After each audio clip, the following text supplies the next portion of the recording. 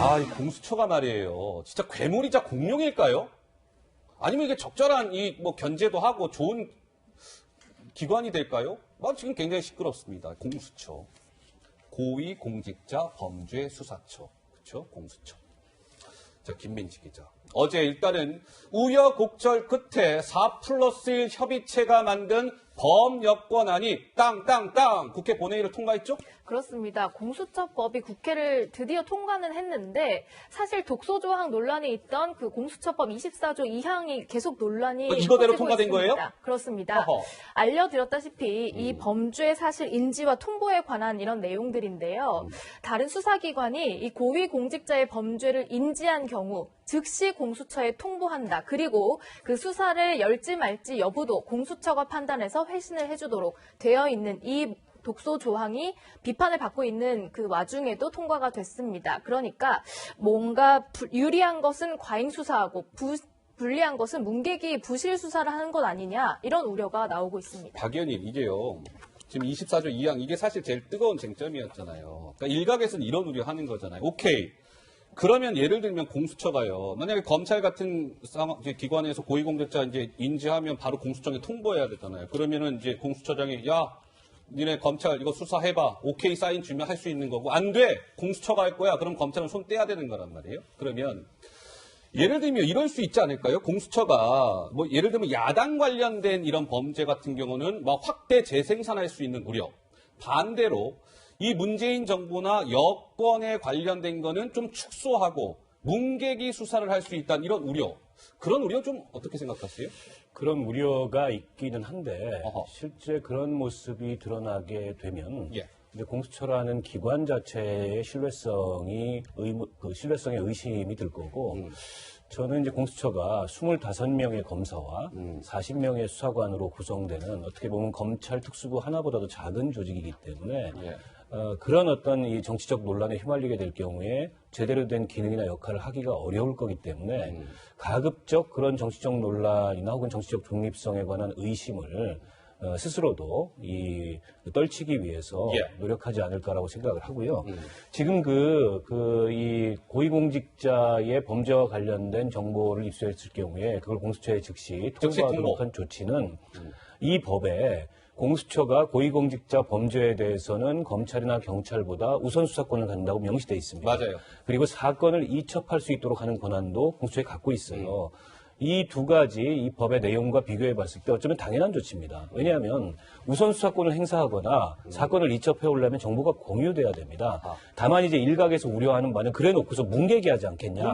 이 정권의 불리한 수사는 혹은 이 정권에게 유리한 수사는 좀 더 강도 높게 수사하지 않겠나. 그래서 둔 견제 장치가 뭐냐면 수사를 할 건지 말 건지를 즉시 검경이나 그 정보를 공유해 준 기관에 통보하도록 되어 있습니다. 만약 수사를 안 한다고 하면 그거는 검찰이 수사를 할 수가 있어요. 공수처가 수사를 안 한다고 하면.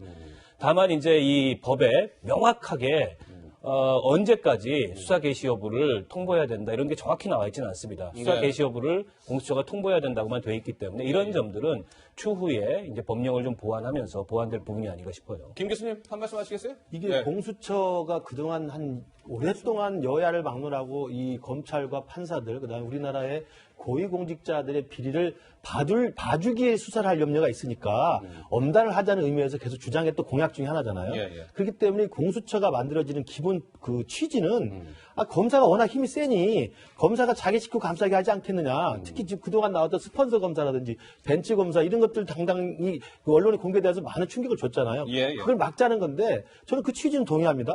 그러나 그 취지가 맞다고 그래서 이번에 어제 통과된 이 내용처럼 공수처를 괴물로 만들면 안 돼요. 괴물로 만들면 안 된다. 공수처를 만든 취지가 검사들이 자기 식구 감싸가지고 범죄가 있는데도 덮을 거 아니냐라는 우려 때문에 따로 별도의 수사처를 만든다고 한다면 이 별도의 수사처가 또 다른 괴물이 되고 또 다른 공룡이 되는 것을 막을 수 있는 장치도 만들어야 되는 거 아닙니까? 예. 그게 견제와 균형이고 그게 분립이거든요. 예. 근데 지금 왜 야당에서 반대하는 이유는 뭐냐면 그 애초에 취지는 퇴색돼버리고 오히려 지금 진행되는 양상을 보십시오. 윤석열 검찰이 그렇게 살아있는 권력을 향해서 청와대에 대해서 당당하게 수사를 하니까 계속 청와대 국민소통수석 대통령까지 나와가지고 여당 의원 나와가지고 검찰 압박하잖아요.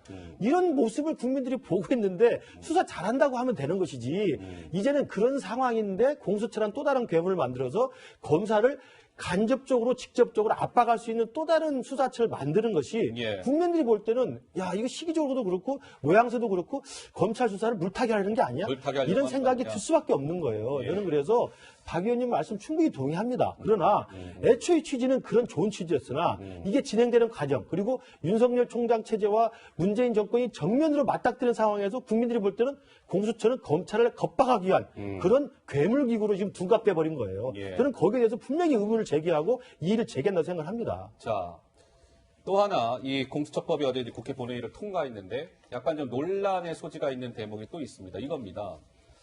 이런 거예요. 자, 고위공직자 비위 사건은 이 사건이요. 다른 수사기관과 중복이 될 수 있잖아요. 공수처도 뭔가 그걸 인지하고 예를 들면 검찰도 동일 사안에 대해서 인지했어요. 그러면 수사 우선권을 누구한테 주느냐? 지금의 법은 검찰은 못하는 거예요. 중복이 되면. 우선권이 우선 어디한테 있다? 공수처에 있는 겁니다. 공수처.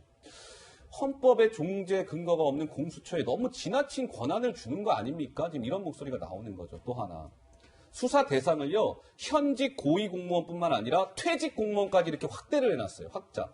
그러면 예를 들어서 뭐 그러면 안 되겠지만 공수처가 예를 들면 조국 지금 전이잖아요. 전.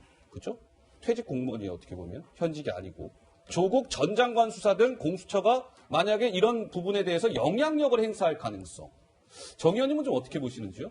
지금 이런 그 공수처에 대한 논의는 아까도 말씀하셨듯이 한 20몇 년 됐습니다. 예. 그리고 지금의 여당뿐만 아니라 과거 지금 야당이었던 과거 여당도 이러한 어떤 그 검찰의 소위 권력 왜곡이라 그럴까요? 수사와 기소에 있어서 살아있는 권력에 대해서 눈치 보게 하고 일단 죽어가는 권력에 대해서는 하이아나 같이 허허. 그러면서 여러 가지 문제가 제기되니까 공수처 같은 기관이 필요하지 않느냐에 대한 많은 논의가 있었어요.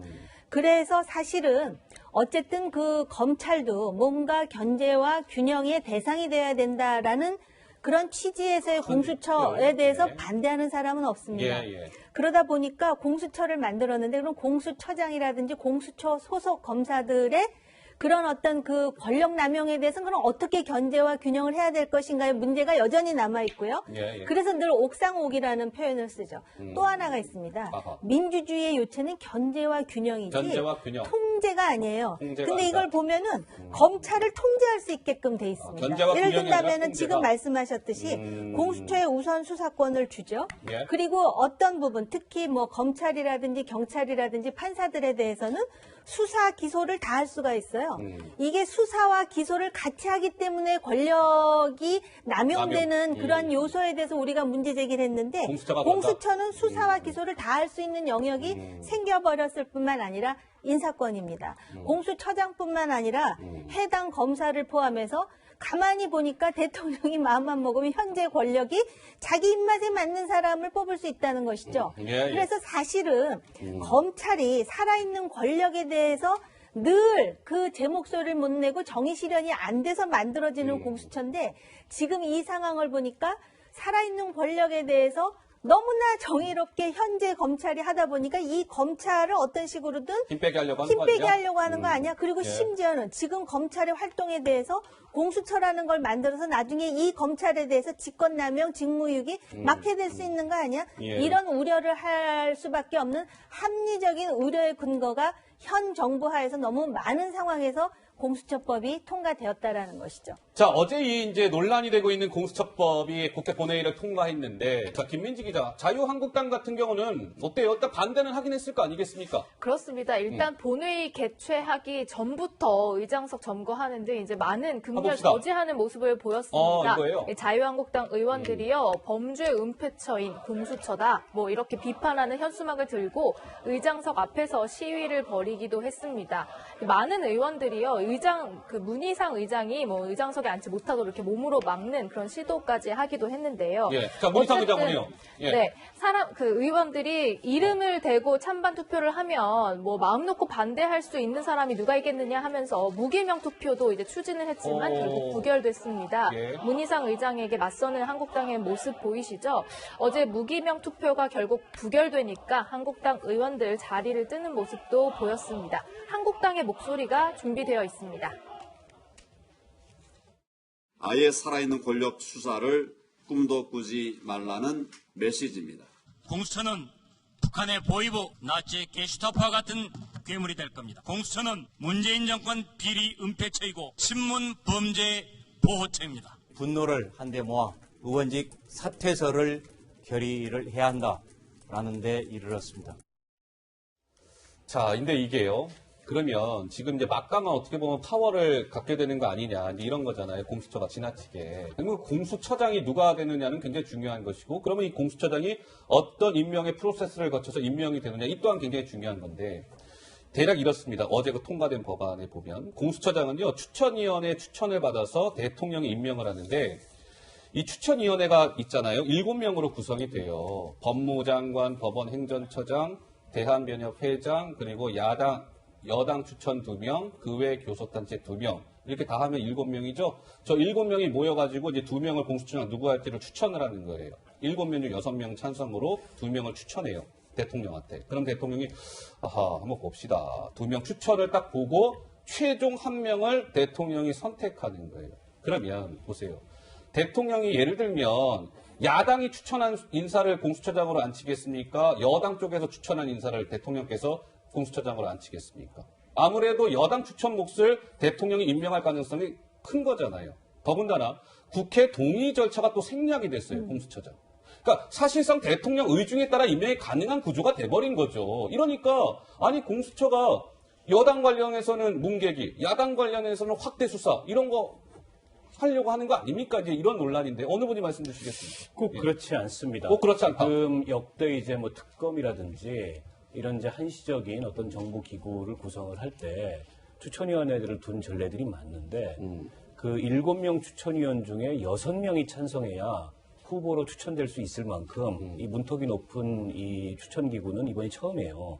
게다가 구성을 보면 법무부 장관과 또 대한변협 회장과 법원행정처장은 당연직이라고 보고 여당 2명, 야당 2명인데 사실상 그 야당 2명 중에 2명이 모두가 찬성해야 사실은 추천이 가능하도록 돼 있는 구조거든요. 실제 이런 경우는 어떻게 되냐면 결국에는 서로 간에 의심하는 인사들은 다 배제가 되고 서로 간에 합의가 되는 인사들이 2명이 추천이 될 가능성이 굉장히 높습니다. 아하. 실제 지난번에 그 박근혜 그 전 대통령 수사 사건 때 박영수 특검 같은 경우가 그런 케이스였습니다. 예. 서로 간에 제척을 하고 서로 간에 배제를 하니까 서로 간에 합의되는 인물로 추천이 가능한 거죠. 예. 지금 국회 의석 구조에 대입해 보면 자유한국당이 1명, 바른미래당이 1명 들어가서 추천위원을 행사하게 되는데 지금 뭐 바른미래당 같은 경우에는 이번 공수처법 논란 과정에서도 대거 기권 투표를 던졌고 또 뭐 권은 의원이나 이런 분들 같은 경우에 반대를 했기 때문에 그렇게 뭐 청와대 의중대로 대통령 의중대로만 100% 임명될 가능성보다 그보다는 중립적인 인사들이 2명 추천이 올라가서 그 중에 1명을 대통령이 낙점한 형태가 될 가능성이 높고 알겠습니다. 대통령이 임명한 이후에 국회 인준 여부가 논란이 됐었는데 검찰총장도 국회에서 인준하지 않습니다. 때문에 이 공수처장을 국회에서 인준하는 건 원리상 맞지 않다 이런 거죠. 자, 그러니까 뭐 진행이 잘 되고 운영의 묘를 살려서 국민들의 어떤 의혹을 벗어날 수 있으면 좋겠죠. 그러나 이제 지금 우리는 문재인 정권의 지금 모습을 보고 있잖아요. 지금 청와대를 직접 겨냥한 검찰총장이나 윤석열 총장에 대해서 문재인 정부나 또 문재인 정권을 지지하는 사람들이 얼마나 지금 압박을 하고 있습니까? 이런 걸 눈으로 목도하고 있기 때문에 과연 대통령이 그런 7분의 6이라고 하는 동의 절차를 밟아서 어떻게 임명했다 하더라도 충분히 그 사람을 통해서 또 다른 야당 또 다른 어떤 살아있는 권력에 대한 어떤 수사 이런 것들을 막으려고 한다는 충분한 의심할 수밖에 없고요. 두 번째는 7명 중 6명이라고 그러는데요. 이게 법원 행정처장은 사법부 대법원 밑에 있는 분입니다. 법무장관 당연히 정부 분이고요. 대한변협회장 제도권에 있는 분입니다. 세 분은 당연히 여당 몫입니다. 거기에 여당 추천 2명이면 당연히 5이잖아요. 5명. 그의 교섭자체 2인데 박 의원님 말씀하신 것처럼 그러면 자유한국당 1명, 바른미래당 1명일 거예요. 지금 바른미래당 당권파가 어디가 있습니까? 4+3에 들어가 있죠. 그러니까 사실은 어떻게 보면 7명 중에 6명이라고 높은 문턱 같지만 6명은 범여권으로 채워질 수 있습니다. 한 명만 반대할 수밖에 없는 구조예요. 그러면 그중에서 2명을 추천해서 대통령이 1명 낙점하는 건데 당연히 여당의 친화적인 사람이 될 수밖에 없는 구조고 그렇기 때문에 저는 권은희 수정안이 됐어야 한다고 생각을 해요. 권은희 수정안은 저걸 대폭 높여놨습니다. 여당 셋, 야당 넷 해서 7명으로 만들어서 그 7명이 6명을 동의를 해야만 추천할 수 있게 해줬고 그다음에 대통령이 인사청문회 지나가지고 반드시 국회 동의를 거치도록 돼 있어요. 그러니까 그 정도는 해놔야 공수처가 정말 무소불위의 권력을 가진 괴물처럼 될 수 있는 장치를 야당이라도 막을 수 있고 국회라도 견제할 수 있게 해놔야 되는 거거든요. 바로 그런 견제와 균형을 하자고 검찰을 견제하려고 공수처를 만들었으면 공수처를 견제하려고 그럼 국회라도 만들어놔야 되는 거 아니겠습니까? 그런 면에서 저는 이 공수처장 임명 방식은 상당히 우려스럽다는 말씀을 꼭 하고 싶습니다. 정의원님? 논리적으로 박원석 의원님 말씀하신 대로 됐으면 참 좋겠는데요. 이번에 이 공수처법 통과될 때 지금 언론 보도에 따르면 그 공수처가 문제가 많다라고 주장했던 의원이 뭐 농촌의 지역구를 보장받아서 찬성했다라는 얘기, 결국 이거 사람이 하는 거예요. 사람의 이해관계가 작동한다라는 것 그렇고요. 또 하나 기본적으로 헌법에도 없는 기관이 헌법기관을 수사하고 기소한다는 원초적인 문제는 여전히 남아있고요. 또 하나, 지금 이걸 말씀드리고 싶은데요. 아까 그 권은희한 얘기하셨잖아요. 야당, 제1야당인 자유한국당 뭐 했습니까? 이거 참 무능하다라는 말을 안 들을 수가 없고요. 그리고 이 공수처법 지금 집권당에 부메랑 될 수 있습니다. 부메랑 될 수 있다. 박 의원님 말씀 짧게 듣고 갈게요. 제가 헌법에 근거가 없다는 얘기에 대해서 한 말씀 드릴게요. 우리 정부의 많은 기구들이나 부처들이 헌법에 명시적으로 근거가 안 나와요. 그러나 우리 헌법 96조를 보면 행정각부의 설치 조직과 직무 범위는 법률로 정한다라고 해서 행정부가 기구를 설치할 수 있도록 되어 있습니다. 검찰이라는 조직도 헌법에는 명시적으로 나오지 않습니다. 헌법적 근거가 없다는 건 맞지 않는 논리죠. 알겠습니다. 자, 어쨌든 이제 검찰은 굉장히 반대해 왔잖아요. 이번 이 수정된 공수처 법안과 관련해서. 그런데 김민지 기자, 궁금한 것은 그럼 검찰 내부는 어떤 반응을 보이고 있을까? 좀 전해지고 있는 게 있습니까? 네, 검찰 내부에서 부글부글 끓고 있다 이겁니다. 아니 어떡해요? 공수처가 생기면서 검찰의 팔과 다리가 모두 잘리게 됐다라는 반응이 나오고요. 한번 해봐라 이렇게 오기 섞인 반응도 나왔다고 합니다. 그리고 내용이 갑자기 추가된 것 때문에 논란이 많았는데요. 내용 추가된 그 중간에 달라진 상황이라고는 조국 등 현 정권 인사들을 수사했다는 그런 잘못밖에 없다. 그러면서 윤석열 총장이 오늘 신년사를 발표하면서 이제 첫 입장을 내놨는데 뭐라고요? 권력으로 국민 선택을 왜곡할 때는 엄정 대응하겠다 이런 방침을 밝혔습니다. 이제 의미심장한 뼈있는 한마디를 남겼네요. 신년사에서. 저게 무슨 얘기예요? 권력으로 국민 선택을 왜곡할 때는 엄정 대응하겠다? 약간 이 청와대 선거 개입 지금 이 수사를 염두에 둔 발언 아니겠습니까? 그러니까 부패 권력에 대한 수사가 저해되거나 또는 그거 자체가 위축돼서는 안 된다라는 의미인 것 같습니다. 자, 그러면 짧게 하나 이거 좀 짚고 어떤 분이 또 SNS 글 올렸다니까 글로 넘어갈게요. 자, 이 부분도 논란인데 이 공수처법이요. 판사와 검사, 경무관 이상 경찰관에 대해 공수처가 기소권을 행사합니다. 아까 말씀 중에 잠깐 나왔죠. 그런데 이게 문제가 이런 것 같아요. 야권 뭐 한국당이나 이런 데서는 이렇게 지금 우려하는 거죠. 기소심의위원회나 이런 걸 두고 공수처의 기소권을 견제할 무언가의 장치가 있어야 되는데 그런 게 없다는 거예요. 그러니까 정권이 말이에요. 검사들 수사와 판사들 판결이 마음에 안 들면 엿가락 자태로 기소까지 가능하게끔 이렇게 열어두고 견제 장치도 안 두고 그러면 이게 공룡 공수처자 괴물 공수처 아닙니까? 이런 거잖아요. 상황에 따라 이런 경우가 물론 없겠지만 공수처가 만에 하나 윤석열 검찰총장도 수사선상에 올릴 수 있다는 거예요. 아니 윤석열 총장이 예를 들면 이거 뭐 직권남용, 직무유기 이런 거 했다 공수처가 판단해서 수사 대상에 올릴 수 있다는 거죠. 그러면 이 기소가 공수처의 기소가 합당한 것인지를 어떤 견제 장치를 두고 이걸 또 심의해야 되는데 그런 또 심의 장치는 없다. 이런 좀 논란도 이어지고 있습니다. 거기 제가 한 말씀 드리면요. 그게 제일 중요한 부분인데. 제일 중요한 겁니까? 제가 간단하게 알기 설명을 드리면 이 공수처가 본래는 고위공직자 비리수사처냐 고위공직자 범죄수사처냐 이게 있었어요. 뒤에다 수사처입니다. 잘 생각해보세요. 수사처에 수사를 하는 기관이에요. 그리고 지금 문재인 정권이 이야기하는 검찰 이야기 뭡니까? 검찰의 기소와 수사를 분리하겠다는 거 아니에요. 그래서 지금 다음 남아있는 패스트트랙 법안이 검경 수사권 조정으로 기소를 분리하겠다는 거거든요. 그렇게 주장했던 사람들이 고위공직자 범죄든 뭐 비리든 수사처인데 수사처에다 기소권까지 줬다. 괴물을 만든 겁니다. 이건 자기 스스로의 논리도 안 맞고요. 네. 두 번째 아까 박영님 헌법 이야기 하셨지만 그 말씀은 맞아요. 뭐 한정 각부의 새로운 조직을 만들 수 있죠. 반헌법적이라는 주장은 뭐냐면 제가 이해하는 바로는 헌법상 기소권을 갖는데 기소할 수 있는 유일한 조직 검찰입니다. 검찰. 헌법에 나와 있는 거예요. 예. 근데 헌법이 있지 않은 공수처라는 수사처입니다. 수사기관을 만들어서 거기에 기소권을 준다는 것이 헌법에 위배될 소요가 있다는 겁니다.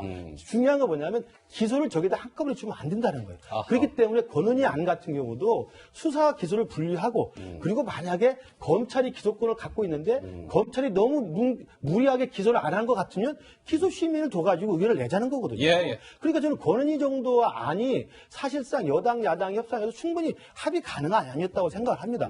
근데 지금 나와 있는 이제 공수처법안 이번에 통과된 안은 애초에 백혜련 안으로 올라갔던 안보다 훨씬 더 악화된 거잖아요. 악화됐다. 4+1의 짬짬이 협상을 통해 가지고 우리 국민들은 알지도 못하는 새로운 괴물 권한을 더 준 거예요. 그러니까 이 기소와 관련돼서는 제가 볼 때 공수처에 상당히 우려가 지금 섞인 부분이 많다. 이 말씀 꼭 드리고 싶어요. 기소권에 대한 위험론은 좀 근거가 없는 얘기고 왜 그러냐면 우리 헌정사에 13번의 특별검사가 있었습니다.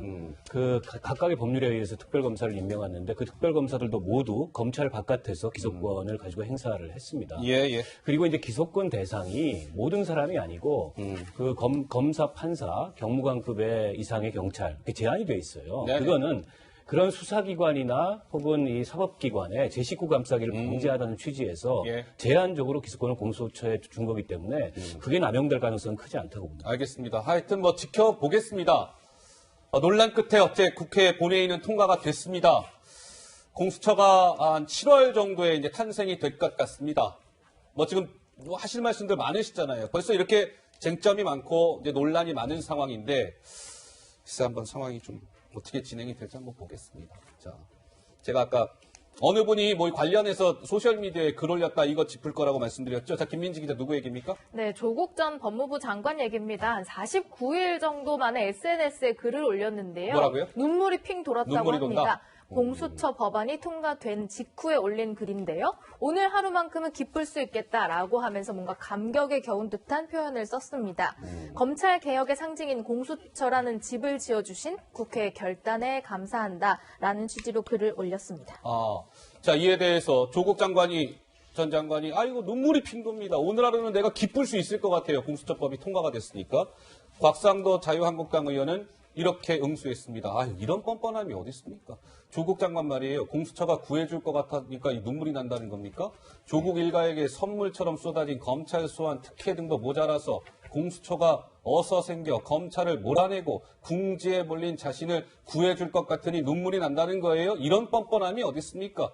일단 한국당의 곽상도 의원은 이렇게 응수했습니다. 자, 공수처법 얘기 좀 해봤습니다. 역시 논란이 많은 것 같습니다. 가장 열띤 오늘 지금 정치데스크의 토론이 이어졌던 것 같습니다.